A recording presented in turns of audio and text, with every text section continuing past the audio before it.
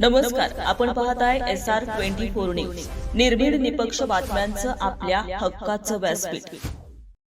उमरगा सोलापूर राष्ट्रीय महामार्ग रस्त्याची दुरवस्था, खड्ड्यांमुळे नागरिक हैराण, गटारींच्या अपुऱ्या व्यवस्थेमुळे घरांमध्ये पाणी. बुधवारी तीव्र आंदोलनाचा इशारा.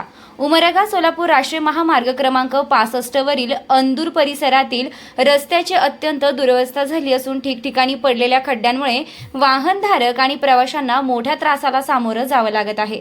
अपुऱ्या गटार व्यवस्थेमुळे पावसाचं पाणी देशमुख वस्ती, चिवरी पाटी, शिक्षक कॉलनी, मधुशाली नगर आणि घोडके वस्ती परिसरातील घरांमध्ये शिरत असल्यानं ग्रामस्थांमध्ये तीव्र नाराजीचं वातावरण आहे. या समस्यांकडे राष्ट्रीय महामार्ग प्राधिकरण आणि संबंधित कंत्राटदारांकडून सातत्यानं दुर्लक्ष होत असल्याचा आरोप करत सामाजिक कार्यकर्ते प्रवीणकुमार घोगरे यांनी जिल्हाधिकारी तसेच संबंधित कंपनीला निवेदन देऊन बुधवार दिनांक 5 ऑगस्ट रोजी तीव्र आंदोलनाचा इशारा दिला आहे. अंदूर हे सुमारे 25,000 लोकसंख्येचं गाव असून उद्यान पुलापासून चिवरी पाटीपर्यंतचा अवघा 1 किलोमीटरचा प्रवासही नागरिकांसाठी धोकादायक ठरत आहे.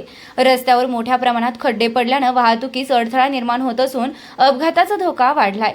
तसेच अपुऱ्या जलनिस्सारण व्यवस्थेमुळे पावसाचं पाणी थेट घरांमध्ये शिरत असल्यानं नागरिकांचे मोठे नुकसान होत आहे. स्थानिकांच्या म्हणण्यानुसार उड्डाणपुलाचं काम अद्यापही अपूर्ण असून गटारींची कामेही अर्धवट अवस्थेत आहेत. त्यामुळे पावसाळ्यात परिस्थिती अधिक गंभीर बनत आहे. या प्रश्नांकडे लोकप्रतिनिधी आणि संबंधित यंत्रणांनी तातडीनं लक्ष देण्याची मागणी ग्रामस्थांनी केली आहे. या समस्यांबाबत ग्रामस्थांनी यापूर्वी अनेकदा आंदोलने, मोर्चे आणि रास्ता रोको आंदोलन करूनही ठोस कार्यवाही झालेली नसल्याने प्रशासन, कंत्राटदार आणि देखरेख करणाऱ्या यंत्रणांविरोधात संताप व्यक्त केला जात आहे. राष्ट्रीय महामार्गाचं अपूर्ण काम, उड्डाणपुलाची रखडलेली उभारणी, खड्डेमय रस्ता आणि अपुऱ्या गटार व्यवस्थेमुळे नागरिकांचे दैनंदिन जीवन विस्कळीत झाले असून या प्रश्नांवर तातडीनं उपाययोजना न झाल्यास राष्ट्रीय महामार्ग प्राधिकरण, संबंधित कंत्राटदार आणि टोल कंपनीविरुद्ध तीव्र आंदोलन छेडण्यात येणार असल्याचा इशारा आंदोलनकर्त्यांनी दिला आहे.